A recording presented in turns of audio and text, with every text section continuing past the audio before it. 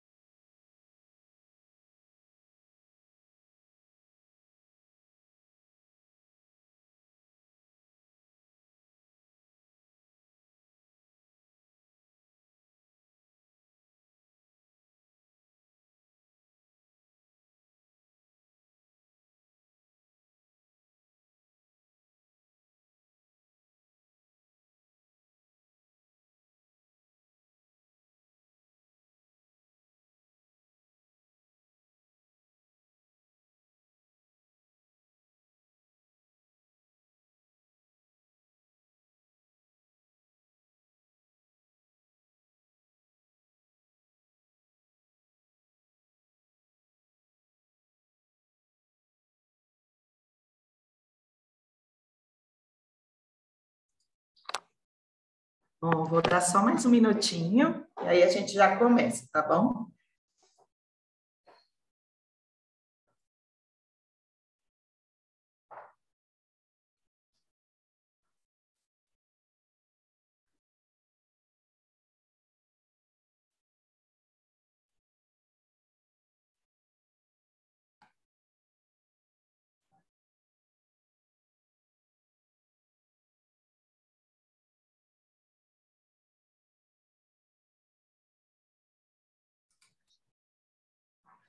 Então, vamos lá, gente. Bom dia para todo mundo. Obrigada pela presença de todos aí. Bom, acho que eu vou me apresentar novamente, né? Fiz um webinar em fevereiro, mas acho legal me apresentar novamente. E nos outros também a gente vai fazer da mesma forma. Eu estou vendo que tem umas pessoas aqui da América Latina. Só para esclarecer, esse webinar será em português, tá? Então, bom, eu vou tentar compartilhar minha tela aqui, só um minuto, e aí eu já me apresento. Legal. Bom, vamos lá então. Esse webinar, a gente vai falar sobre metodologias sensoriais descritivas rápidas, né? Bom, eu sou Yara, eu trabalho aqui na Perception há 11 anos e estou à frente aí do time de análise sensorial com painel treinado. Não sei se todo mundo sabe, a Perception tem duas grandes áreas, né, que é estudos sensoriais com painel treinado e estudos com consumidor, e aí tem toda a parte de pesquisa, teste de produto, pesquisa qualitativa, todas as pesquisas de marketing também, mas eu sou responsável pela área de painéis treinados. Sobre agora aqui a interação aqui no webinar, vocês vão ter acesso ao Q&A, aí o QIA, Question and Answers, e aí podem mandar as perguntas, se tiverem comentários, que a Luísa, que é do meu time, que está aqui também, vai passar as perguntas para mim. Eu vou seguir o fluxo aqui do webinar. Peço desculpa porque eu estou um pouquinho rouca. Então, a gente vai seguir com as perguntas no final, tudo bem? Então, vamos lá. Então, são metodologias sensoriais descritivas rápidas. Bom, como eu até mencionei no último webinar, né, que a gente fez em março, que foi sobre o Pangborn, a gente sentiu, e também a gente viu isso no Pangborn, que está tendo uma procura maior sobre esses métodos descritivos rápidos. Eu vou chamar de métodos rápidos ao longo dessa apresentação.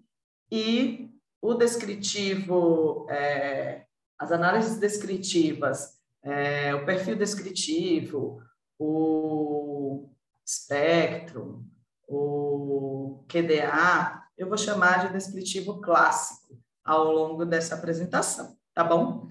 Então, a gente sentiu nos últimos anos, principalmente no último ano, ano passado e esse ano, está tendo uma busca cada vez maior sobre, para essas metodologias mais rápidas.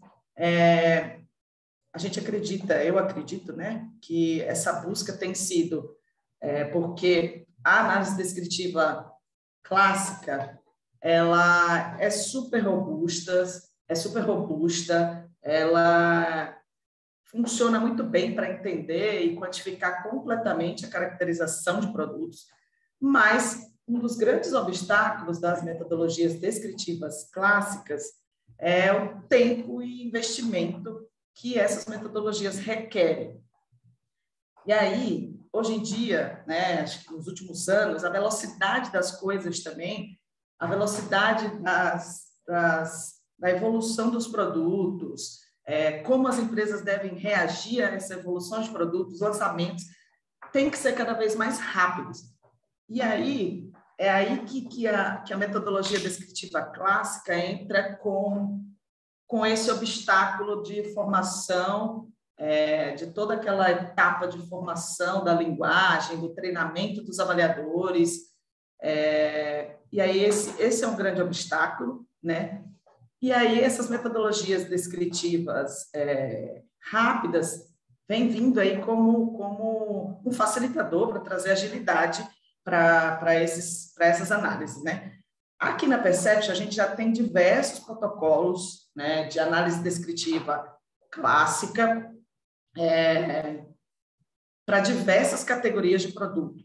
Então, se os nossos clientes têm uma solicitação de avaliação de produto, a gente já consegue fazer aqui prontamente. Eu não preciso fazer para diversas categorias todo aquele protocolo de levantamento de atributos, treinamento, calibração, retreinamentos, validação para ter um painel pronto.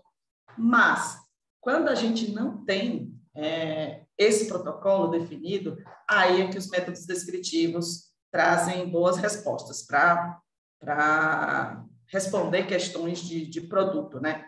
Na velocidade necessária e com um investimento mais baixo. Bom, então, o que são esses métodos descritivos rápidos? São metodologias sensoriais baseadas na percepção dos avaliadores, seja eles quais forem, sejam avaliadores treinados ou avaliadores não treinados, ou seja, consumidores comuns, dispensam treinamento e permitem otimizar tempo e recurso, como eu falei, né? Para atender aí a velocidade de resposta que o mercado está pedindo. Bom, entre os métodos descritivos rápidos usados para capturar essa percepção dos avaliadores, estão aqueles que são baseados em tarefas mais verbais, né? De relatos mais verbais, que são Kata, Flash Profiling, as baseadas em similaridade, que é o mapeamento projetivo, sorting, as baseadas em algumas referências, que é o PSP, o Polarized Sensory Positioning, o Projective Mapping e o Pivot Profile. Bom, essas metodologias, o interessante é que elas não necessitam de treinamento e elas podem, como eu falei no comecinho, ser realizadas por avaliadores treinados ou não treinados. E elas são baseadas em descrições verbais de produto, né? Na semelhança ou diferença de produtos e na comparação de produtos individualmente ou com um conjunto de referências. E aí eu vou abordar, existem mais metodologias descritivas rápidas, eu trouxe aqui algumas e vamos falar sobre o perfil livre, o perfil flash, sorting, o mapeamento projetivo, o Kata, o PSP e o Pivot Profile também. Então, vamos começar pelo perfil livre, que ele é baseado na ideia de que os avaliadores percebem da mesma forma as características dos produtos, mas eles expressam de maneira diferente. E aí o início dessa técnica é até que parecido, né, muito similar ao do descritivo clássico, que a gente apresenta as amostras aos avaliadores para que eles levantem atributos, mas aí nesse caso cada avaliador vai criar sua própria lista de atributos e os termos descritivos, né, para cada um dos produtos, sem a necessidade de muita explicação desses termos, ou seja, sem ficar relatando muito o que cada termo significa para o avaliador. Essa técnica é utilizada para avaliar 3 ou mais produtos, né? A avaliação das amostras monádica, perdão. Como eu falei, os avaliadores não são previamente treinados, porém é necessário, né, que eles tenham boas habilidades descritivas. E aí a recomendação é pelo menos 10 avaliadores.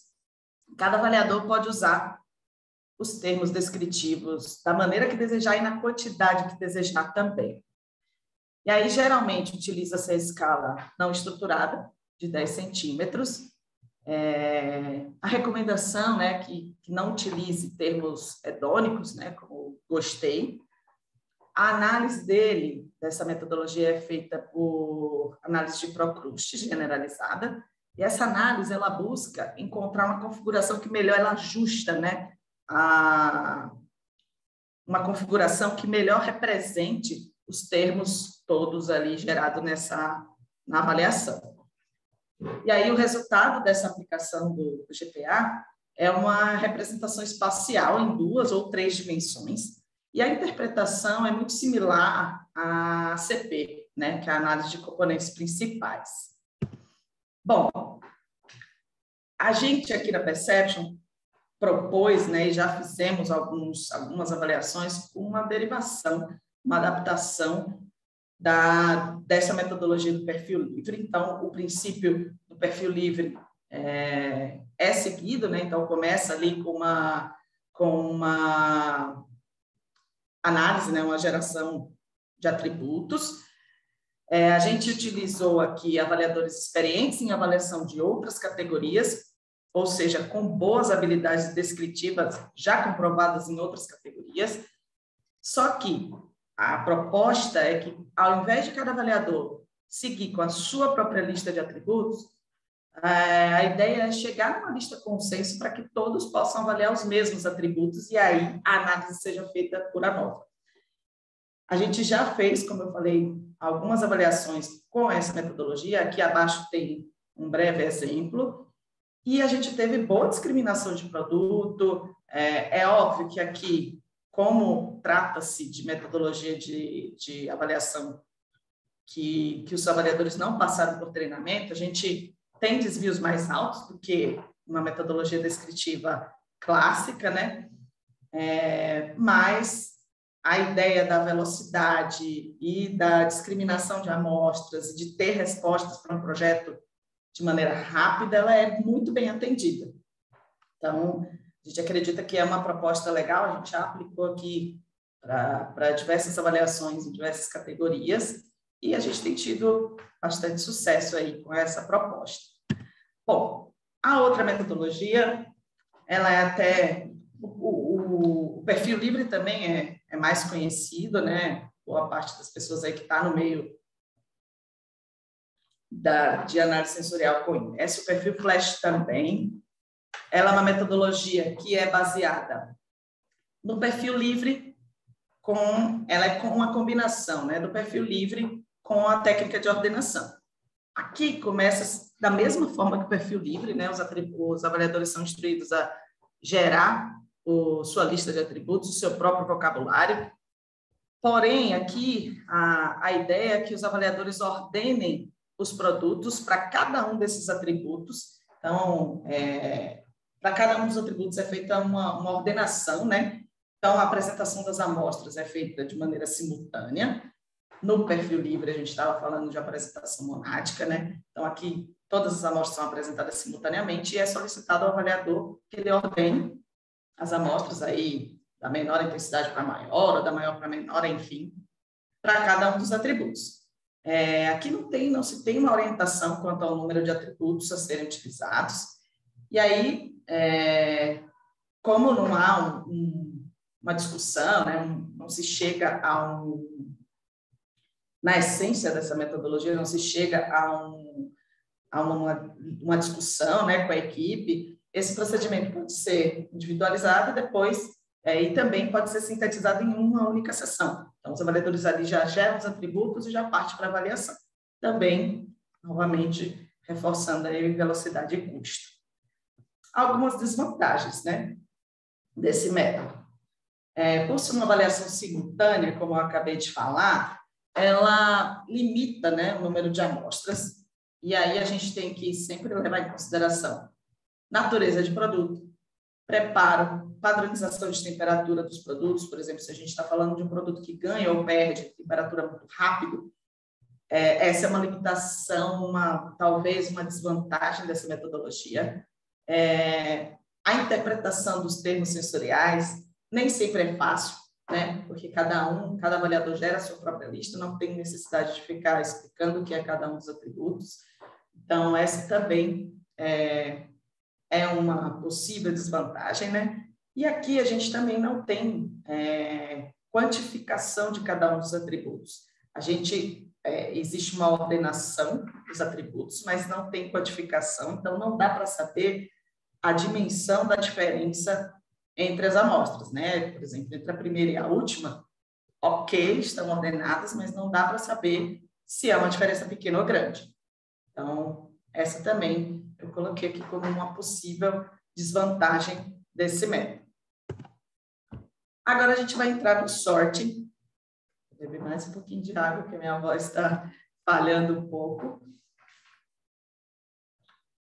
Bom, o que é o sorting? Esse método ele consiste na classificação de produtos de acordo com suas semelhanças ou diferenças, utilizando critérios, assim, na essência, utilizando critérios individuais de cada um dos avaliadores, né? E lembrando aqui que o avaliador, como eu falei lá no comecinho, qualquer que seja o avaliador, seja ele um avaliador treinado, expert, ou um avaliador não treinado ou semi-treinado. Então, as amostras, novamente aqui, são apresentadas simultaneamente, são dispostas em uma mesa, né, em ordem randomizada para cada um dos avaliadores, e aos avaliadores é solicitado que eles classifiquem as amostras em grupos, né, com base nas semelhanças e diferenças entre cada um deles. E aí, aos avaliadores também, eles são livres para criarem quantos grupos acharem necessários, de quantas amostras forem necessárias em cada um dos grupos, e após essa separação, pode-se pedir que eles forneçam alguns termos para caracterizar cada um dos grupos formados. Então, para ter um pouco mais, né, de interpretação final dessa análise, a gente pode pedir que o avaliador diga, eu agrupei dessa forma essas amostras aqui, porque elas têm um vermelho mais intenso, por exemplo, uma cor mais intensa. Essas daqui são mais pálidas, enfim. E aí, pode-se fazer dessa forma também. E existe também o sorting direcionado, que pode-se pedir, definir previamente os atributos de interesse para que os avaliadores façam os agrupamentos de acordo com esses atributos.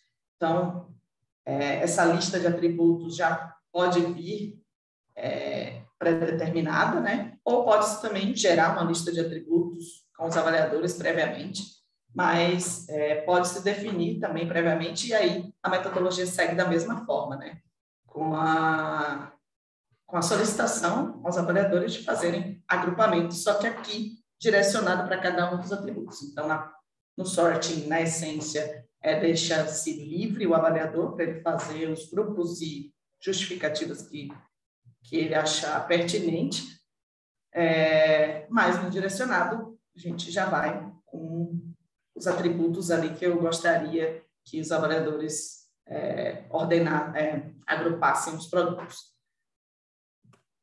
Bom, as análises aqui são feitas com os resultados, né, de cada avaliador, são codificados em uma matriz de co-ocorrência individual, né, na qual os produtos avaliados compõem as linhas e as colunas. Então, 0, 1 indica que o avaliador classificou esses dois produtos juntos, 0, que não foram reunidos, né, porque eles não classificou ali junto, e todas essas matrizes individuais são, em seguida, resumidas para ter uma matriz de similaridade global. E aí, essa matriz de similaridade é geralmente analisada por MDS, que é o escalonamento multidimensional, que é uma técnica que analisa a distância entre os produtos. Então, aqui a gente dá para ter ideia entre similaridades e diferenças entre os produtos, né? E com a justificativa dos atributos, a contribuição dessa análise fica mais robusta, né? Mais rica.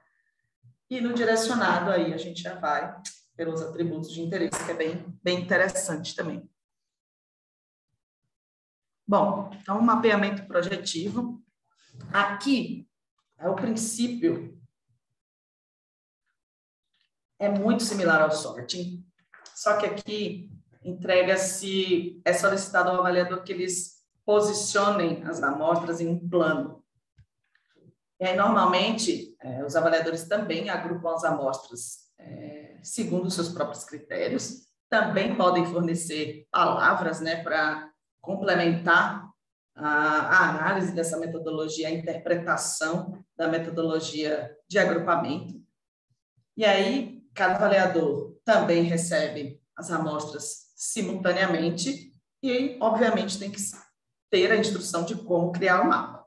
E aí entrega-se um plano mesmo, uma folha para os avaliadores, de preferência uma folha grande, né, uma A3, que aí são 2 a 4, pelo menos, e é solicitado que eles coloquem, assim como no sorting, amostras mais próximas uma das outras, de acordo com semelhanças e diferenças que ele achar mais apropriado. Bom, aí aqui os dados são coletados em coordenadas, né, x e y, e também podem ser transformados em distâncias. Como todas as técnicas que eu falei até o momento, podem ser usados avaliadores treinados, semi-treinados, não treinados. No entanto, aqui, já estudos mostram, né, que o avaliador treinado ele é capaz de identificar e descrever pequenas diferenças sensoriais que não são percebidas por consumidores ou por avaliadores não treinados. Bom, e aí como vantagem aqui que eu trouxe, é um método rápido, pouco custoso, ele gera informação do avaliador usando técnicas tradicionais, por exemplo, como o painel descritivo, além de gerar uma noção, né, da diferença quantitativa entre os produtos. Como desvantagem, aqui eu trouxe que, se os produtos forem muito similares, essa tarefa pode se tornar bastante difícil para o avaliador e os resultados pouco conclusivos. E aqui também eu não trouxe, mas talvez seja uma desvantagem, a mesma coisa do sorting, né? A questão das amostras serem apresentadas todas simultaneamente e aí ter que se levar em consideração natureza de produto, tem a questão de temperatura, né? De ganhar ou perder temperatura, natureza de produto também por saturação do avaliador, então talvez seja um limitante também dessa metodologia. Aí temos o CATA, que é o Check All That Apply, ou seja, marque tudo que se aplica ao produto. O CATA também é bastante conhecido aí para quem está no meio de sensorial. É uma metodologia legal para descrever e discriminar produtos. O formato da questão do CATA permite que os avaliadores escolham os atributos possíveis para descrever o produto a partir de uma lista, ou seja, aqui entrega-se uma lista já pronta para os avaliadores. Essa lista pode vir já de interesse de quem solicita o projeto, né? Ou pode ser gerada também pelos avaliadores em algum momento prévio. Os termos dessa lista podem ser gerados por avaliadores treinados ou por um grupo de consumidores, tanto faz. Pode, como eu falei, vir já pronta também, com atributos de interesse da empresa, né, solicitante, do dono do produto. Os descritores aqui não são limitados aos atributos sensoriais do produto, podem estar relacionados também ao uso do conceito em que se encaixam. E aí, algumas curiosidades do CATA. Há estudos que comparam a eficiência dele em relação ao uso de avaliadores treinados e relatam correlações detectadas entre avaliações, evidenciando que consumidores também são capazes de avaliar atributos sensoriais, né, de produtos de uma forma semelhante. Vantagens do CATA. Rapidez de aplicação, ele é simples de entender, a gente só solicita, entrega-se uma lista de atributos, né, que caracterizam o produto, e é solicitado ao avaliador qualquer que seja, que cheque tudo que se aplica àquele produto. E aí é muito simples de entender, uma metodologia super fácil de entender, mas como desvantagem ela traz que ela não mede a intensidade dos atributos e, por conta disso, pode apresentar um menor poder de discriminação, né? Sobretudo quando tiver amostras muito próximas, porque o avaliador vai acabar ticando atributos muito semelhantes, né? Então, eu encontrei isso, e para a amostra muito semelhante, as mesmas coisas. Sendo que, nesse caso, ele pode perceber intensidade diferente, só que a metodologia não vai mostrar. Então, quando ela é feita com o consumidor, é uma desvantagem também, pode requerer em torno de 100 participantes ou mais. Bom, algumas derivações do CATA, né? Eu trouxe aqui essas metodologias como derivações do CATA. Então, existe o RATA, que é o Rate All That Apply. E aí, essa derivação do CATA, ela veio para solucionar exatamente essa problemática que eu acabei de falar, da intensidade dos atributos que o CATA, na essência, não mede. Né? E aí, nessa metodologia, os avaliadores são solicitados a indicar, além dos termos, a intensidade dos termos selecionados. Então, ela complementa isso, né, em relação ao CATA. Tem o TCATA Fade, que aí os termos são automaticamente desmarcados depois de um tempo pré-determinado, e aí os avaliadores devem resselecionar no momento que eles acharem apropriado para descrever a amostra. E aí o Temporal CATA, que mede a percepção sensorial ao longo de um tempo pré-determinado também. Então, o avaliador pode ir ticando conforme a percepção dele em relação ao produto ao longo de um tempo. Bom, agora eu vou entrar um pouco no PSP, que é o posicionamento sensorial polarizado. É uma técnica baseada na comparação de amostra com um conjunto de referências fixas determinadas, que elas são chamadas de polo. Mais um pouco de ar. Bom, o princípio dessa técnica é avaliar a similaridade global entre as amostras e cada um dos polos que são estrategicamente escolhidos para determinada categoria de produto. A seleção dos polos, ela é um dos principais desafios dessa metodologia, porque para selecionar os polos, né, tem que ter conhecimento do produto e deve-se levar em consideração as principais características sensoriais responsáveis pelas semelhanças e diferenças entre essas amostras. E aí, aqui a gente tem duas abordagens para essa metodologia, né, em relação da comparação de produto, em relação a esses polos. Pode-se coletar as diferenças com relação aos polos, então os avaliadores irão pontuar a similaridade global em uma escala contínua, variando de exatamente igual a totalmente diferente, e também pode-se deduzir semelhanças e diferenças dos polos. Então, aqui nesse caso, os avaliadores vão indicar a qual dos polos a amostra é mais semelhante. Então, essas são as duas assim, grandes abordagens dessa metodologia. Vantagens.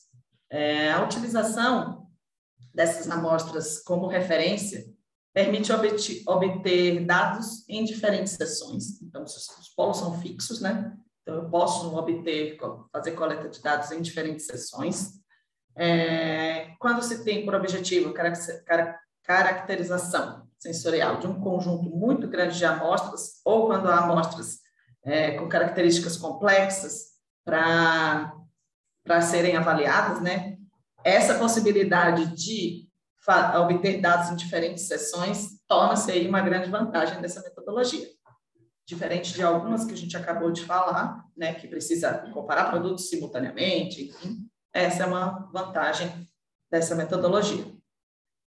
Desvantagens, né, que eu trouxe.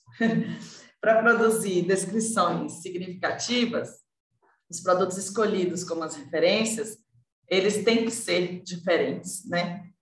E aí, como eu falei no comecinho, tem que se ter um bom conhecimento prévio do mundo dos produtos que a gente deseja avaliar. Então, não chega a ser uma desvantagem, né? Mas é um ponto desafiador dessa metodologia. E aí, agora a gente vai para a última, mas não menos importante, metodologia, que é o Pivot Profile. E aí, a literatura, né, traz como um novo método descritivo, que é baseado em frequência. Ele é baseado na descrição livre também, que permite registrar a livre expressão dos avaliadores de forma ordinal. Tem prós e contras nos aspectos experimentais, assim como os demais. Assim como no PSP, a escolha do pivô é uma questão também importante para essa metodologia. Ela é mais, entre aspas, mais simples do que o PSP, porque o PSP ele requer pelo menos 3 polos. Aqui a gente pode escolher um pivô só. A escolha do produto pivô pode ser orientada pelos objetivos do estudo, né? Pode ser o produto da empresa que executa, pode ser um produto que é solicitado para estudos para fins de benchmark, né? Pode ser um bench, o pivô, pode ser um produto padrão para guiar ou adaptar formulações, né, de processos. E aí ele é usado para capturar o significado relativo dos descritores, né? Então, ele coleta uma descrição livre da diferença entre os 2 produtos, que é um produto-alvo, que é o que eu estou testando, e um pivô, que eu já escolhi. E aí, a repetição dessa tarefa, utilizando o mesmo produto pivô, permite fornecer uma descrição completa de conjunto de produtos, assim como o PSP. Então, se eu tenho produtos que são mais desafiadores, ou tenho uma gama muito grande de produtos, essa é uma vantagem também dessa metodologia. E aí, eu acredito que chegamos ao fim desse webinar. Então, a gente trouxe aqui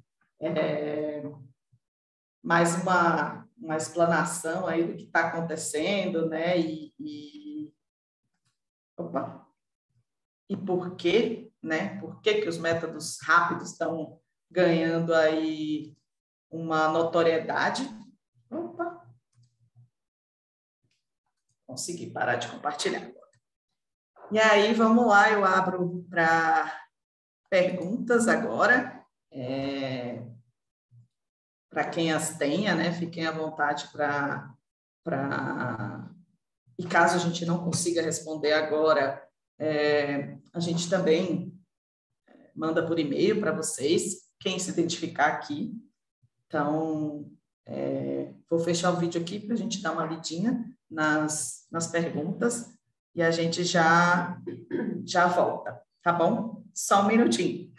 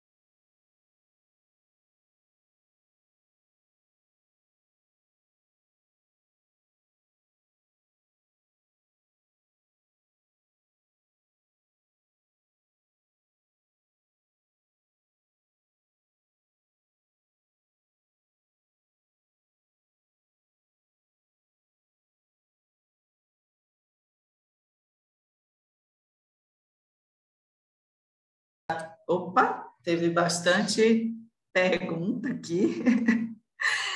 Eu vou tentar responder todas agora. Lu, também fique à vontade aí para me ajudar nas respostas. Opa. Para me ajudar nas respostas e também na coleta, que teve bastante interação aqui.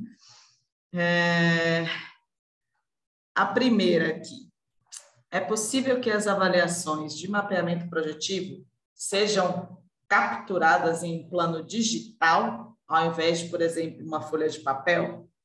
Olha, na prática, eu e Yara, acho que eu nunca vi fazer em plano digital. Não encontrei nada também em literatura, geralmente fala-se de um plano físico mesmo, mas acredito que seja uma possibilidade também. Aqui, minha ressalva seria ter um plano, imagino que um plano meio que padronizado, né, para todas as pessoas, ou seja, uma mesma tela, e não diferentes telas. Acho que pode dar interferência. E acho que é isso, Bru, que perguntou. Não sei se eu respondi, se eu não respondi, pode perguntar de novo, ou a gente conversa depois sobre isso. Bom, tem mais perguntas aqui de como é feita a análise do CATA, né? Luz, quer falar um pouco? Tem várias perguntas. Como é feita a análise do CATA? Pode falar, Lu. Certo, vamos lá, pessoal. Com relação a essa primeira pergunta da Bruna, sobre a coleta de dados, né, nesse plano digital, acho que vale explorar o software que você tiver para tentar fazer aí um plano, né, para que todos os avaliadores recebam, como a Yara comentou, numa mesma tela, aquela sessão, né? Seria um plano dividido ali para que eles façam esses agrupamentos. Mas acho que vale explorar mesmo o software. Acho que seria uma boa opção para a gente entender se seria possível essa coleta. Sobre a análise de CATA, é possível fazer por análise de correspondência, então análise de componentes principais, tá bom? Então, a gente teve aí 2 perguntas com relação à análise dos dados do CATA, análise de correspondência, tá? ACP.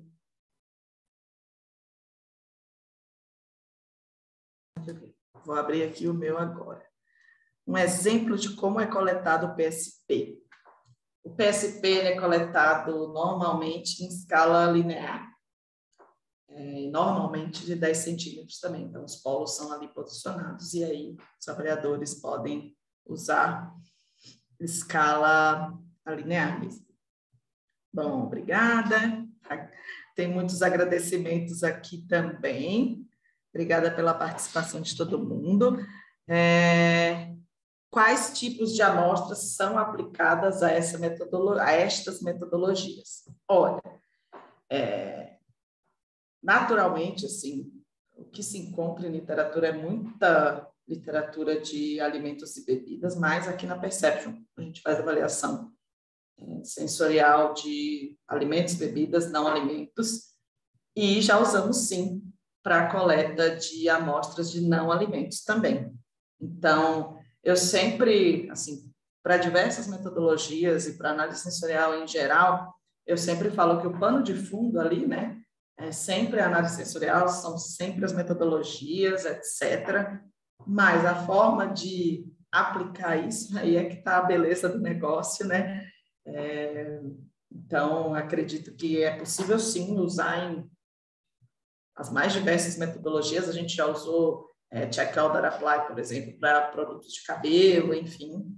Então, acho que é usar a metodologia mesmo como pano de fundo e explorar aí os diversos mundos de produtos que existem.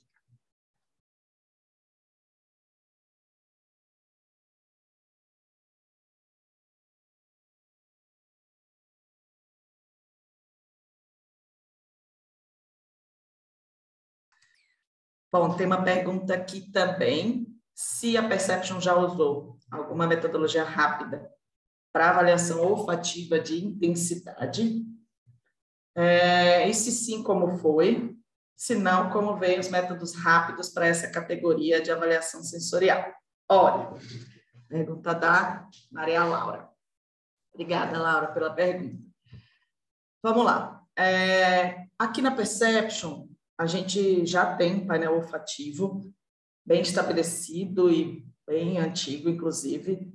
Boa parte do mercado, seja ele de fragrância fina, seja ele de household, seja ele de produtos, os mais diversos produtos aí que tem avaliação olfativa, né, tinta de parede, afins, usam a escala LMS, que já traz boas respostas para a intensidade, que foi o que você perguntou, mas eu não vejo problema de usar as metodologias rápidas, não tendo aí os avaliadores treinados para avaliação dessa categoria, né?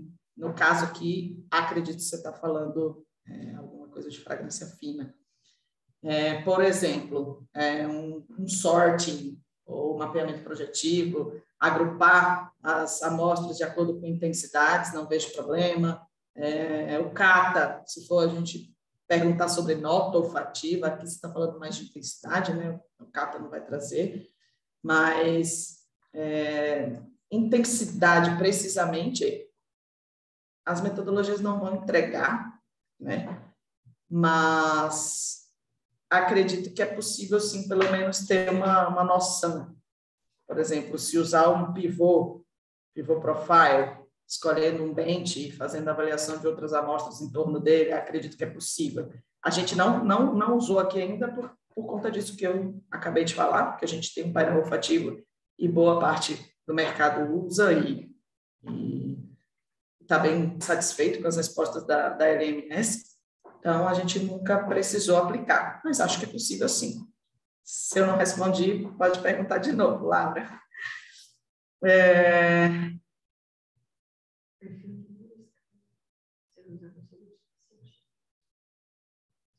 Deixa eu ver mais perguntas.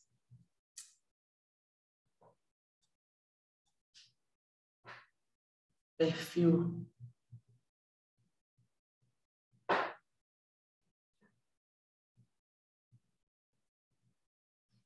Como que é o questionário de coleta de dados do Pivot Profile? É também em escala linear?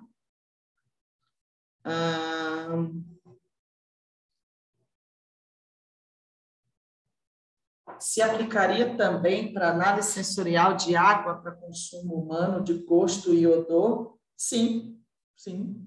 Acho que todas as metodologias que eu acabei de apresentar, acredito que sim, pode ser usado. Dá para usar PSP com consumidor? Sim, também. O PSP e o Pivot, eles são parecidos, né? E não sei quem participou do webinar anterior, mas em relação ao Pivot, teve um trabalho no Pangborn que usou o Pivot Profile com consumidores. Não vou me lembrar agora com que metodologia, outra metodologia rápida, esse trabalho comparou, mas o que esse trabalho chegou à conclusão é que os consumidores acharam até mais fácil usar o Pivot do que a outra metodologia que foi proposta. Não lembro qual era. Mas, enfim, é possível, sim, usar o PSP com consumidores.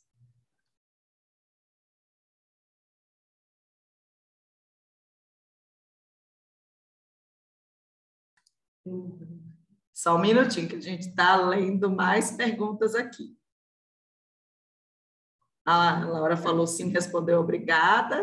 Imagina, Laura.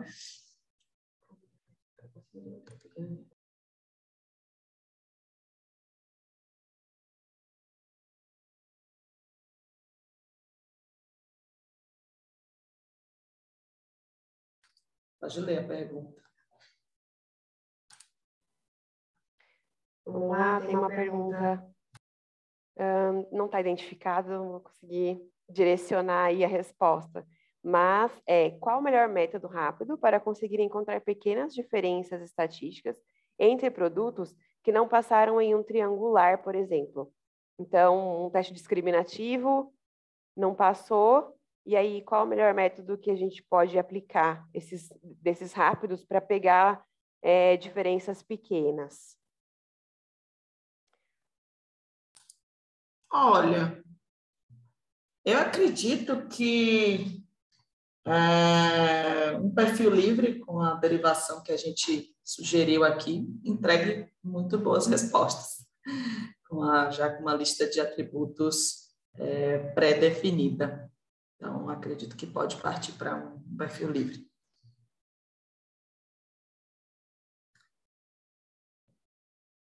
Bom, eu acredito que as perguntas aqui acabaram. Deixa eu ver se tem mais alguma.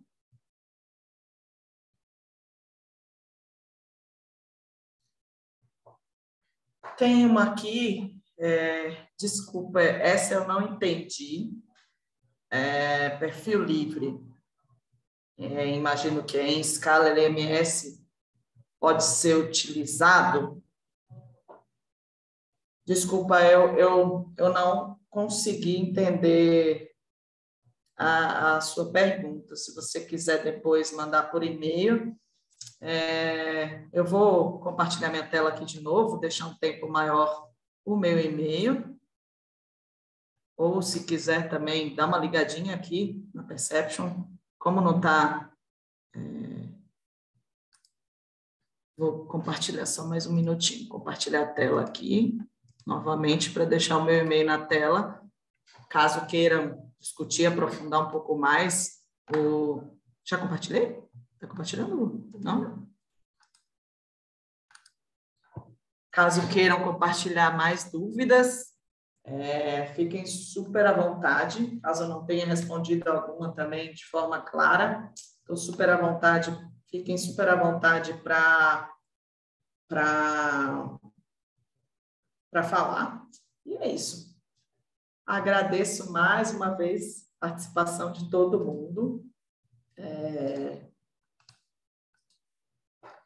E aguardem aí os próximos webinars. Espero que vocês tenham gostado de mais esse webinar que a gente proporcionou. Agradeço aí o pessoal também da América Latina. Caso não tenham entendido algum ponto também por conta da língua, fiquem super à vontade também para mandar e-mail para a gente, para discutir. E é isso, pessoal. Muito, muito obrigada pela participação de todo mundo. E até o próximo webinar. Espero vocês de novo. A gente vai divulgando aí nas redes, por e-mail e tudo mais. Então, até o próximo. Tchau, tchau.